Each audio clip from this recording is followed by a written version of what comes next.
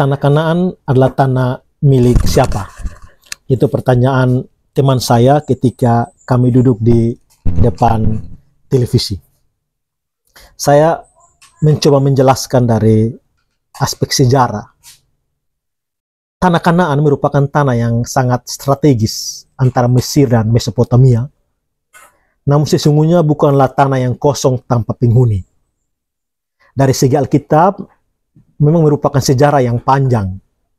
Tetapi kalau kita melihat dari segi sejarah, sekitar tahun 9000 sebelum Masehi, sudah ada tanda-tanda kehidupan yang ada di Yeriko, salah satu kota dari Kanaan yang kemudian diberi nama Palestina. Lalu abad ke-16 sebelum Masehi sampai abad ke-13 sebelum Masehi, daerah sekitar Mesir dan Mesopotamia dikuasai oleh Mesir. Jadi sebelum Israel masuk ke tanah Kanaan, hak milik daerah itu pertama-tama dikuasai oleh Mesir di zaman kuno. Masa bapak-bapak leluhur Israel seperti Abraham kurang lebih hidup di era itu. Kita tahu bahwa Abraham sendiri bukanlah penduduk asli Kanaan, tetapi ia berangkat dari satu tempat yang namanya Ur. Kota itu sampai sekarang letaknya tidak dapat ditentukan, tetapi diperkirakan salah satu kota di Irak. Jadi sebenarnya perjalanan Abraham dari Irak ke Kanaan adalah sebuah proses mencari tempat yang baru. Ketika Abraham tiba di tanah itu, dia sebenarnya berhadapan dengan banyak sekali suku bangsa yang berada di daerah itu. Siapa saja suku-suku bangsa itu, Alkitab tidak memberi daftar yang lengkap. Tapi itu kita bisa melihat di Kejadian pasal 15 ayat 18 sampai ayat yang ke-21, kemudian di Ulangan pasal 7. Intinya mau dikatakan bahwa Tuhan menjanjikan kepada Abraham tentang satu tanah yang berbatasan dengan Mesir dan Sungai Efrat, yaitu daerah Libanon, Yordan termasuk Gunung Sinai, dan kemudian menjadi tanah sengketa Israel dan Palestina. Dalam perkembangannya kemudian kita melihat bahwa Israel harus berpindah ke Mesir. Maka dengan demikian mereka pun tidak secara permanen tinggal di tanah itu. Mereka tinggal di Mesir, kemudian sekitar abad ke-12 sebelum Masehi, menurut kisah yang dituturkan dalam Taurat, bahwa mereka kembali ke tanah Kanaan. Dalam kitab Yosua, kita membaca bahwa suku-suku bangsa Israel itu pindah dari Mesir lalu kembali ke tanah Kanaan dan mengambil kembali tanah itu, kemudian dibagi-bagikan kepada suku-suku Israel. Namun kita baca di kitab Hakim-Hakim, kita memperoleh kesan bahwa tanah itu tidak dikuasai seluruhnya. Proses kepemilikan tanah tidak melibatkan seluruh suku di sekitarnya. Proses kepemilikan tanah Israel yang menyeluruh baru terjadi di dinasti Daud dan Salomo. Batas wilayah yang ditaklukkan zaman Daud sangat luas, mencakup daerah Libanon, daerah seberang Yordan, sampai dekat Mesir. Era ini yang disebut Israel Bersatu, atau kita kenal dengan Israel Raya. Namun kemudian sejarah mencatat bahwa itu tidak berlangsung lama, karena sesudah Salomo kerajaan itu terbelah dua, yakni 10 suku di sebelah utara dan kemudian 2 suku menjadi kerajaan Yehuda. Hal ini menjadi soal, karena fakta sejarah membuktikan bahwa Israel Utara yang berpusat di Samaria akhirnya ditaklukkan oleh Imperium Asyur. Itu sekitar tahun 722 sebelum Masehi atau abad ke-8. Daerah sebelah utara menjadi daerah kekuasaan Asyur. Dengan kata lain, orang Israel di utara tidak lagi menjadi pemilik tanah itu.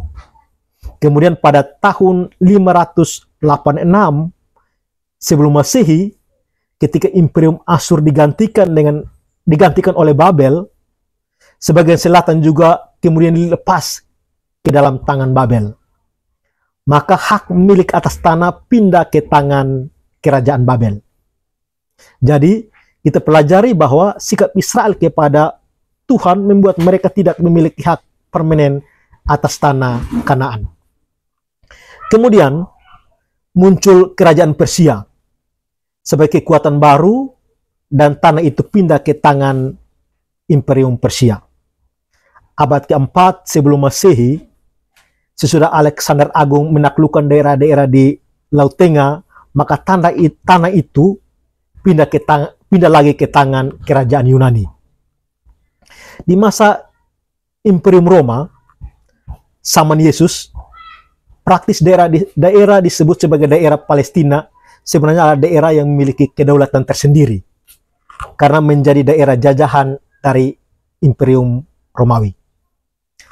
Ada satu periode pada masa sebelum Perjanjian Baru di mana mazhab Makabe berhasil melakukan perang kemerdekaan dan mereka memiliki keleluasaan mengatur negeri sendiri. Tapi tidak berlangsung lama karena Pompei datang, kemudian Yudea jatuh ke tangan mereka. Inilah yang membuat kita belajar bahwa hak milik atas tanah dalam sejarah menunjukkan sampai zaman Alkitab pun sebenarnya hak milik tanah berpindah-pindah dari satu tangan ke tangan yang lain. Jadi Israel tidak bisa mengklaim secara eksklusif bahwa tanah itu adalah milik mereka.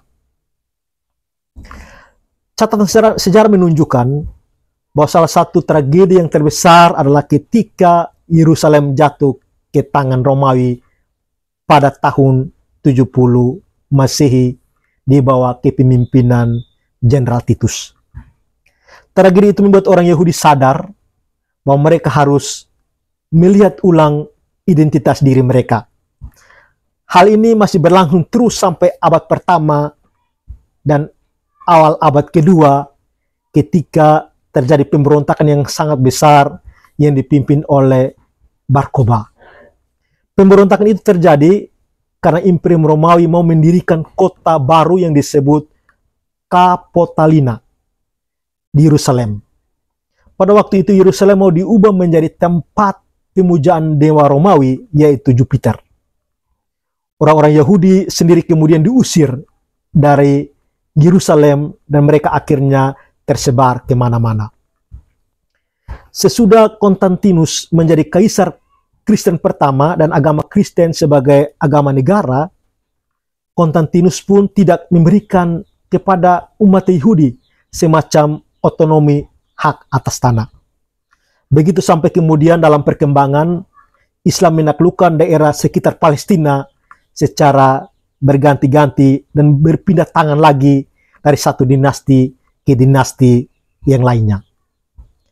Ini berlangsung sampai ke abad 16 Masehi, ketika tanah Palestina dikuasai oleh Imperium Turki sampai abad ke-19 Masehi. Kemudian kita mendapat suatu kenyataan bahwa kepemilikan itu berganti terus sampai era Perang Dunia Pertama. Di bawah daerah kekuasaan Ottoman, maka daerah Yerusalem dan daerah lain di Palestina itu dihuni oleh berbagai bangsa. Ada orang-orang Arab dan orang Yahudi dalam jumlah yang sangat kecil. Baru kemudian hari, orang Yahudi menyadari bahwa mereka ingin kembali ke tanah leluhur mereka. Terjadilah gelombang-gelombang imigrasi dari orang-orang Yahudi di berbagai daerah di Eropa. Orang-orang Yahudi yang kaya raya mengongkosi perpindahan tersebut, sehingga jumlah mereka di tanah itu semakin bertambah, dan lama-kelamaan semakin seimbang dengan orang-orang Arab yang tinggal di tanah itu. Dengan berbagai perjuangan, maka mereka menemukan celah untuk menghadirkan semakin banyak orang Yahudi di Palestina. Kemudian sejarah menunjukkan bahwa pada tanggal 1 Agustus 1948 ada semacam resolusi PBB tentang pembagian tanah. Namun kemudian diklaim oleh orang-orang Yahudi sebagai kesempatan untuk memproklamirkan kemerdekaan negara Israel. Jadi begitulah sejarah singkat tanah Kanaan. Terima kasih.